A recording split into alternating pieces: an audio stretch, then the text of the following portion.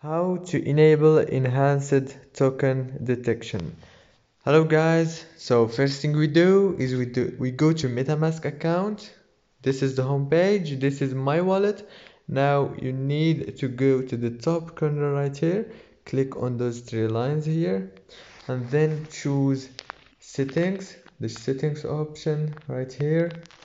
And now you need to go to the experimental here, click on this option, and now you will have the option that says enhanced token detection. You can enable it or disable it as you want. And that's it for today's video guys. If this video was helpful, please don't forget to like and subscribe. Thank you so much.